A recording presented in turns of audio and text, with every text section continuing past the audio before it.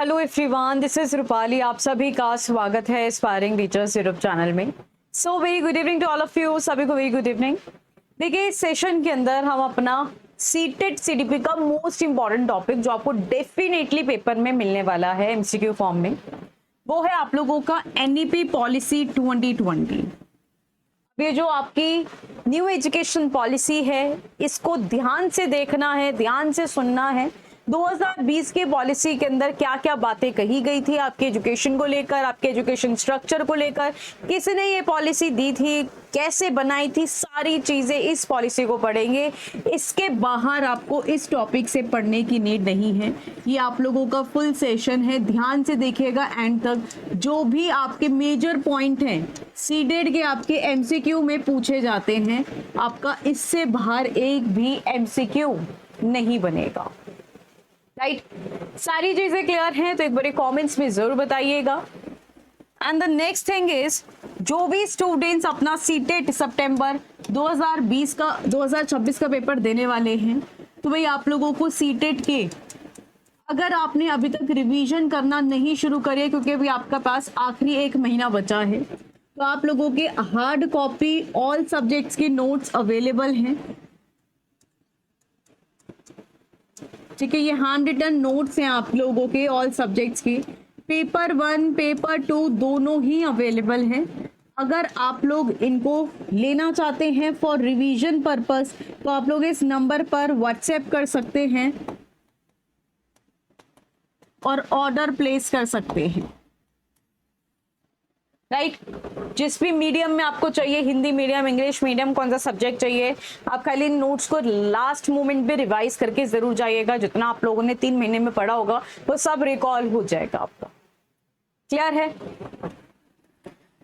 Start करते हैं अपना आज का सेशन। एनईपी पॉलिसी, देखिए इसकी टाइमलाइन के बारे में समझे, और ये किसने दिया था, तो ये आपका 29 जुलाई 2020 के अंदर इस पॉलिसी को पास किया गया था। जो आपका पहले की नेशनल पॉलिसी ऑफ एजुकेशन 1986 थी, उसको हटाया गया था। ठीक है, इसके एक टाइमलाइन आप याद कर सकते हैं। अब आपकी ये जो पॉलिसी बनी थी न्यू एजुकेशन पॉलिसी, ये पॉलिसी किस चेयरमैन के अंडर थी, तो आपके डॉक्टर के कस्तूरी रंगन के द्वारा, ये जो आपके इसरो के फॉर्मर चीफ थे, तो उनके द्वारा ये पॉलिसी को चेयर किया गया था। ठीक है, ग्रेट। अगर हम लोग इसके बात करें तो आप लोगों ने एमएचआरडी की नाम सुना होगा। एमएचआरडी को अब क्या कहा जाता है, मिनिस्ट्री ऑफ एजुकेशन, शिक्षा मंत्रालय कहा जाता है। और इसके कोर विजन क्या था इस पॉलिसी को लाने का, कि आपका 100% GER means gross enrolment ratio बढ़ जाए। कब तक? 2030 तक। 10 साल का टाइम पीरियड इन्होंने लेके चला था कि हम 10 साल के अंदर जो एनरोलमेंट है वो हम बढ़ाएंगे बच्चों का। ठीक है, और बहुत से चेंजेस लाने की बात की गई थी एजुकेशन स्ट्रक्चर। इन्होंने एक एजुकेशन स्ट्रक्चर को भी बिल्कुल चेंज कर दिया जो पिछले 34 साल से चलता आ रहा था। राइट, एजुकेशन स्ट्रक्चर बदला। बीएड के बारे में बात करें कि बीएड आपका 1 साल का हो जाएगा। अब 4 साल का जो बीएड है, ठीक है, या तो 4 साल का करेंगे या फिर 1 साल का बीएड जो पोस्ट ग्रेजुएशन वाले हैं वो कर पाएंगे। तो बहुत सी चेंजेस लाने की इन्होंने बात करी है। साथ ही में जो टारगेट है 6% ऑफ जीडीपी एलोकेट किया जाएगा किसको, एजुकेशन सेक्टर को। तो ये मेजर पॉइंट्स है जो आप लोगों के एनईपी पॉलिसी से रिलेटेड थे। समझिए कि जो आपका एनईपी पॉलिसी है, मतलब इसका मुख्य कोर हार्ट क्या है। सबसे पहले इन्होंने जो बात करी है वो है कॉन्सेप्चुअल अंडरस्टैंडिंग की। जो पहले रूट लर्निंग थी, मतलब पहले बच्चे क्या करते थे, रटते थे चीजों को, कंटेस्ट करते थे, रूट लर्निंग करते थे। अब उस प्रोसेस को हटाने की बात की जा रही थी कि बच्चों के ऊपर ना, याद है आप लोगों को सीटेट का, अगर आप लोगों ने 2011 का पेपर देखा हो तो डायरेक्टली इतने बेसिक क्वेश्चन पूछे गए हैं, मतलब इतने बेसिक। जीन पियाजे ने कौन सी थियरी दी, जीन पियाजे ने किन पर एक्सपेरिमेंट किया, या फिर कोलर ने किस जानवर को लिया था। बेसिक क्वेश्चन जो आपने पढ़ा है, टू द पॉइंट रट्टा मारा है, तो भी आप पेपर क्लियर कर लोगे। अब का का लेवल आप उठा के देख लो, अब ऐसा क्वेश्चन किसी भी एग्जाम में नहीं आता है, चाहे आप यूपी टेट उठा लो, एमपी टेट उठा लो, एच टेट उठा लो, सी टेट उठा लो, किसी भी एग्जाम में आपको ऐसे फैक्चुअल क्वेश्चंस नहीं मिलेंगे। आपको सारे के सारे कॉन्सेप्चुअल ही मिलेंगे, जिसके अंदर जिससे कि आपका कोई भी अब रूट लर्निंग नहीं किया जाएगा, हमेशा क्रिटिकल थिंकिंग पर फोकस करना है। तो ये आपके 2020 के बाद ही ये पैटर्न चेंज हुआ है। फिर बात करिए इन्होंने मल्टीलिंगुअलिज्म की, बहुभाषिकता की, जिसमें जो आपकी नेटिव लैंग्वेज है उसको सुपर पावर और रिसोर्स माना गया है, भाई हर एक बच्चे की भाषा को इंक्लूड किया जाएगा। थर्ड इन्होंने कहा कि नो हार्ड सेपरेशन, जिसमें arts is equal to science, curricular is equal to cocurricular, मतलब एक हार्ड सेपरेशन नहीं होगा कि ये बच्चा अलग है, ये अलग बच्चा अलग स्ट्रीम का, नहीं। क्लियर। और चौथी बात क्या कही, इक्विटी एंड इंक्लूजन को ज्यादा महत्व दिया जाए, समावेशी शिक्षा को दिया जाए, जिससे कि हर एक बच्चा, सोशो इकोनॉमिकली डिसएडवांटेज ग्रुप, हर बच्चे तक शिक्षा पहुंच सके, कोई भी बच्चा बिना शिक्षा के ना रहे। ये बात भी इन्होंने कही इसके अंदर। तो ये आपके मेजर मुख्य पॉइंट थे एनईपी के। अभी तो ये स्टार्ट हुआ है, धीरे धीरे और समझो और डिटेल में चलते चले जाएंगे हम। अब आपको पता है कि हमारे 34 साल से जो एजुकेशन स्ट्रक्चर चलता आ रहा था 10+2 का, कौन सा स्ट्रक्चर, 10+2 का, जिसमें हम 10th क्लास तक पढ़ते थे, फिर आपकी जो 2 है ये आपकी 11th एंड 12th आ गई, फिर हम 3 साल का ग्रेजुएशन करते थे, याद है आपको, ठीक है, मेरे टाइम तक तो यही स्ट्रक्चर था। उसके बाद आपका 2020 की जब ये पॉलिसी आई, आपका स्ट्रक्चर बिल्कुल बदल गया, राइट। अब स्ट्रक्चर रखा गया 5, 3, 3 एंड 4 का, जिसके अंदर पहली स्टेज कौन सी है आप लोगों की, जहां बच्चा 3 से 8 वर्ष का फाउंडेशनल स्टेज कहा गया है, मतलब अब नर्सरी में जब बच्चा जाएगा वो 3 साल का बच्चा जाएगा, राइट। फिर उसके बाद आ जाती है आपकी प्रेपरेटरी स्टेज, जो 3 साल की होगी, 8 to 11 ईयर्स की, राइट। फिर आता है आप लोगों की 3 इयर्स का, यहाँ पे जो होगा वो 11 से 14 वर्ष के बच्चे होंगे शामिल, ठीक है, ये आप लोगों की बेसिकली। और जो हम ये 4 साल की बात कर रहे हैं, ये आपका 9th to 12th की बात की जा रही है, ठीक है, यहाँ पर आपकी 6 to 8th की बात की जा रही है, ये आप लोगों की 3rd to 5th की बात की जा रही है, और यहाँ पर हम नर्सरी से 2nd क्लास तक रहेंगे। समझ आ रहा है?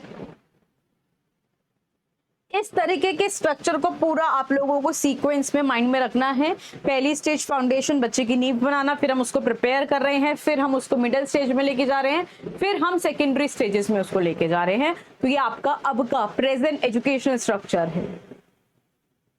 इसी के आगे बढ़ेंगे। अभी जो फाउंडेशनल स्टेज है, पहली बुनियादी चरण है जो कि 5 साल का है। यहाँ पे बच्चा 3 साल का आंगनवाड़ी होगा, बाल वाटिका होगा आपका, ठीक है, हम बोलते हैं ना नर्सरी, LKG, फिर आपका KG आ जाता है, ठीक है, तो वही वाला 3 साल का बाल वाटिका है और 2 साल का 1st एंड 2nd क्लास होगा। प्रेपरेटरी स्टेज, प्रारंभिक चरण, जहां बच्चा 3 से 5वीं कक्षा में जाएगा, अपने क्लासरूम में जाकर इंटरेक्ट करेगा, ठीक है, टेक्स्ट बुक को देखेगा। बेसिकली यहाँ पे फोकस किस पे किया गया है? मदर टंग पे, जो उसके बच्चे की घर की भाषा है उस पे टारगेट किया गया है, राइट। फिर आगे बढ़ेंगे हम लोग मिडल स्टेज पर, जो आपका मध्य चरण है, जहां पे बच्चा 6 to 8 क्लास के अंदर होगा। एक्सपीरियंशियल लर्निंग हम बच्चे को देंगे, साइंस, मैथमेटिक्स, आर्ट्स, इनसे सिखाएंगे हम बच्चे को। Coding starts from class 6। अब क्योंकि आज के टाइम का आर्टिफिशियल इंटेलिजेंस का जमाना है, उसका ट्रेंड है, तो उसको भी फॉलो अप किया जाएगा। क्लियर? फिर नेक्स्ट है आपका सेकेंडरी स्टेज, माध्यमिक चरण, जहाँ पे 4 साल मतलब 9 to 12 क्लास आ जाती है आपकी। मल्टी डिसिप्लिनरी फ्लेक्सिबल सब्जेक्ट्स होंगे, कोई भी रिजिड स्ट्रीम नहीं होगी, चाहे आर्ट्स या साइंस या कॉमर्स या, ये सभी मर्ज्ड होंगे, कोई हार्ड सेपरेशन नहीं है जो मैंने आपको बताया। सेमेस्टर सिस्टम और मॉड्यूलर बोर्ड्स हो सकते हैं। तो इस तरीके से आप लोगों की ये जो हमने 4 स्टेजेस 5, 3, 3, 4 की पढ़ी है, ये आपकी स्टेजेस को ऐसे बांटा गया है। आज का प्रेजेंट एजुकेशन स्ट्रक्चर ये है। आप क्लियर है इतनी बात? या यहाँ तक कोई डाउट हो आपको तो पूछ लीजिए। देखिए और भी बेसिक पॉइंट्स बताए गए हैं इसके अंदर, और क्या क्या मेजर पॉइंट्स बताए गए हैं, जैसे आपका ECCE pattern, early childhood care and education, प्रारंभिक बाल्यावस्था देखरेख और शिक्षा, जो मैनेज कौन करेंगे, ये सारे के सारे MOE, WCD, HFW और ट्राइबल अफेयर्स। साथ में ये बनाया किसने है, is equal to NCPFECE means जो NCERT के द्वारा है। तो आपका ये ECCE का जो पैटर्न है 3 से 6 साल के बच्चे के लिए, उनके लिए एक ऐसा स्ट्रक्चर जहां पे हम बच्चे को चाइल्डहुड केयर और साथ में एजुकेशन भी प्रोवाइड करें, जो आपने आंगनवाड़ी सुना है ना, ये वही वाला पॉइंट है 3 साल का। फिर आ जाता है आप लोगों का निपुण भारत मिशन, ठीक है, इसमें बात की गई है, ये आपका जुलाई 2021 के अंदर बनाया गया। इसका सबसे बड़ा गोल क्या था कि universal basic reading, writing, mathematics skills for every child, हर एक बच्चे के लिए ग्रेड 3 तक, हम ये गोल है कि हम हर एक बच्चा ग्रेड 3 तक पढ़ना लिखना, ठीक है, मैथमेटिक्स स्किल्स ये सारा सीख ले। तो निपुण भारत मिशन उसके लिए बनाया गया। मतलब ये बेसिक चीजें हैं जो आप लोगों को बताई जा रही है, इनको माइंड में रखिएगा, क्वेश्चन कैसा भी बने इससे बाहर नहीं बनेगा। फिर बताया गया इसके अंदर मदर टंग रूल, जो आपका इंस्ट्रक्शन का मीडियम होगा ना वो आपकी मातृभाषा में होगा। कौन सी क्लास तक, 5th क्लास तक, ठीक है, 5th क्लास तक जो आपकी मातृभाषा है उसी में ही पढ़ाया जाएगा आपको। फिर माइंडसेट को शिफ्ट किया गया मल्टीलिंगुअलिज्म, बहुभाषिकता की तरफ। तो बहुभाषिकता आप लोगों के लिए एक एसेट है, एक धरोहर है आप लोगों की, आपके लिए कोई बाधा नहीं वो क्रिएट कर रही है। फिर आता है आपका 3 लैंग्वेज फॉर्मूला, जो आपके डॉक्टर DS कोठारी ने दिया था कोठारी कमीशन के अंदर। उन्होंने भी यही बात की गई थी कि फ्लेक्सिबल फॉर्मूला होना चाहिए, 2 of 3 languages must be native to India, और एक लैंग्वेज जो होगी वो आप लोगों की बाहर की लैंग्वेज के लिए होगी। और इसमें ये भी बताया गया है ISL लैंग्वेज, जो साइन लैंग्वेज है, जो डेफ स्टूडेंट्स हैं उनके लिए यूज की जाए, ठीक है। तो आपने 3 लैंग्वेज फॉर्मूला पढ़ा ही होगा कि पहली भाषा घर की भाषा हो गई, दूसरी इंग्लिश हो गई, तीसरी भाषा जो आपकी एक फॉरेन लैंग्वेज को पढ़ाया जाए। क्लियर। नेक्स्ट आपका जो ये रूट मेमोराइजेशन है ना, रूट मेमोराइजेशन को बिल्कुल हटाया गया। Teacher dictation, summative, high stake score boards, इन सबको रिमूव कर दो। अब जो दिया जाएगा वो एक्सपीरियंशियल लर्निंग दी जाएगी बच्चे को, toy based, storytelling pedagogies हो गई, art and sports integrated learning होगी, competency based and holistic pattern होगा। अब हर एक टीचर आपको स्टार्टिंग से ही इसी तरह से ही पढ़ाएगी बच्चे को, राइट। खेल खेल में सिखाना, खिलौने के थ्रू सिखाना, स्टोरी टेलिंग करना, बच्चा क्रिटिकल थिंकिंग कर सके। अब वो रट्टा मारने वाला जो टीचर डिक्टेट कर रही है वो नहीं होगा। नेक्स्ट है आप लोगों का परख, इसके बारे में आप लोगों ने सुना होगा, ठीक है। ये आप लोगों का एक असेसमेंट टूल जिसमें performance assessment review and analysis of knowledge for holistic development, ये इसकी फुल फॉर्म है। जिसका अल्टीमेट शिफ्ट कहां से किया गया कि हम बच्चे को जो समेटिव कर रहे हैं, स्कोर बेस्ड कर रहे हैं, समेटिव से फॉर्मेटिव की ओर, कि हमें बच्चे का लगातार और डायग्नोस्टिक करना है, निदान करना है।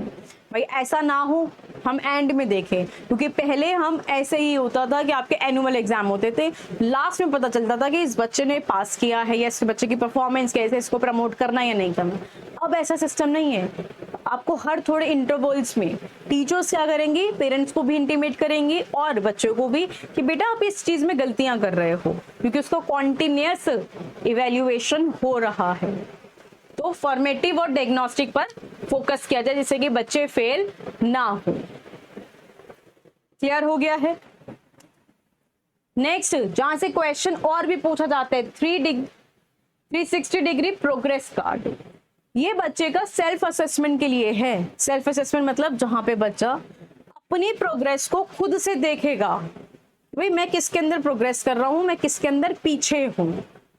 पीयर असेसमेंट, बच्चे के साथ सहपाठी मूल्यांकन किया जाएगा, फीडबैक लिया जाएगा उससे, कोलैबोरेशन विद क्लासमेट्स, कि बच्चा आपस में अपने फ्रेंड्स और खुद से मिलकर देखेगा कि कहाँ गलत कर रहा हूँ, कहाँ सही कर रहा हूँ, कहाँ मुझे चेंज करने की नीड है, क्या मुझे सही करना है।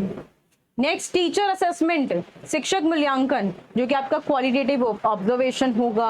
यहाँ पे मतलब कि अब ना टीचर आपको ग्रेडिंग या टेस्ट ये नहीं देगी, अब आप लोगों को ऑब्जर्व करेगी कि आप क्या क्या चीजें कर रहे हो, क्या गलतियां कर रहे हो, कहाँ पे सुधार करना है, उन चीजों पर वर्क किया जाएगा। फिर आपका ये 360 डिग्री प्रोग्रेस रिपोर्ट कार्ड बनेगी, हर चीज को देखना। इंक्लूसिव एजुकेशन जो मैंने आपको बताया, समावेशी शिक्षा, वो क्या कहता है कि जेंडर इंक्लूजन फंड, लड़कियों के लिए, ट्रांसजेंडर स्टूडेंट्स के लिए एक फंड बनाया जाए। CWSN दिव्यांगजन, जो भी आप लोगों के डिसेबल्ड स्टूडेंट्स हैं, बैरियर फ्री एक्सेस, उनमें कोई बाधा नहीं हो कि ये चीज नहीं अवेल की जाएगी, उनको एक टेक सपोर्ट देना, choice of regular special home schooling देना अंडर द RPWD एक्ट 2016। ये भी इसके बारे में आपने पढ़ा होगा, 2016 के बारे में, जो आपका RPWD एक्ट आया था। इसमें यही बोला गया कि 21 प्रकार की डिसेबल्ड बच्चों को शामिल किया जाएगा। अब ये बोला गया कि उनको बैरियर फ्री एक्सेस होना चाहिए, हर एक चीज का, फैसिलिटीज का, टेक सपोर्ट होना चाहिए, और बच्चा अपने अकॉर्डिंगली स्कूलिंग को चूज कर सकता है कि उसको घर होम स्कूलिंग चाहिए या फिर स्पेशल या रेगुलर स्कूलिंग चाहिए। ठीक है। टीचर अपग्रेड की क्या बात की गई है, 2030 तक minimum qualification becomes a 4 year integrated B Ed, जो मैंने आपको बताया था कि 4 साल का टीचर्स के लिए बीएड का कोर्स आ जाएगा 2030 तक। 50 आवर्स मैंडेटरी हो जाएंगे कॉन्टिन्यूस प्रोफेशनल डेवलपमेंट के, जो हर एक ट्रेनिंग एवरी सिंगल ईयर लेनी होगी, वो मैंडेटरी हो जाएगी। तो ये टीचर्स को भी अपग्रेड करने की बात की गई थी। ठीक है। अब ये देखो कि ये इसमें क्या करना बताया है। जब आपसे क्वेश्चन आए तो कॉन्सेप्चुअल अंडरस्टैंडिंग पे वर्क करना, मदर टंग, मल्टीलिंगुअलिज्म होना, ठीक है, experiential learning, play based learning होना, 360 होलिस्टिक प्रोग्रेस रिपोर्ट होनी चाहिए, फॉर्मेटिव एंड परक। तो ये सारे ऑप्शंस आप लोगों को देखे ना, सारे पॉजिटिव हैं। ऐसे वर्ड्स आपको दिख जाए, स्टैंडर्डाइज्ड, रटना, स्ट्रिक्ट सेपरेशन बच्चे को करना, समेटिव असेसमेंट, लेबल करना, तो ये सारे के सारे आप लोग कट कर देना, ये सारे नेगेटिव हैं। मोस्टली क्वेश्चंस आप लोगों के इनसे बनते हैं और बने हुए हैं, आप लोग चेक कर लीजिएगा पिछले 6 सालों के अंदर, इसी पे ही क्वेश्चन आपका बना है। यहां तक कोई डाउट जो आप लोगों को ना समझ में आया हो? जैसे NEP 2020 की जो पॉलिसी है, रिप्लेसेस द 10+2 स्ट्रक्चर विद ये वाला जो मैंने आपको बताया कि आपका अब प्रेजेंट स्ट्रक्चर 5334 का है। Coding and computational thinking start in which class, तो ये क्लास 6 से स्टार्ट हो जाएगा, जो मैंने आपको समझाया है।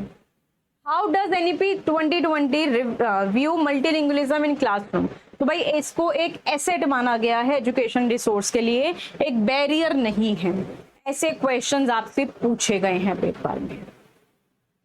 बताएंगे मुझे क्या ये आप लोगों को सारी चीजें NEP 2020 की पॉलिसी आपको क्लियर हो गई या नहीं हो गई, ये मुझे कमेंट्स में बताइए। राइट, सेशन अच्छा लगा हो, बेसिकली जो जो टॉपिक्स हम कर रहे हैं उनको जरूर करिए, जितने बेसिक इंपॉर्टेंट टॉपिक्स हैं मैं सबसे पहले वही करा रही हूँ। पेपर में क्वेश्चन डेफिनेटली बनना है, ठीक है। कोई डाउट रहे कमेंट्स में जरूर बताइएगा। थैंक यू सो मच, अपने फ्रेंड्स के साथ शेयर करना ना भूलें। Thank you.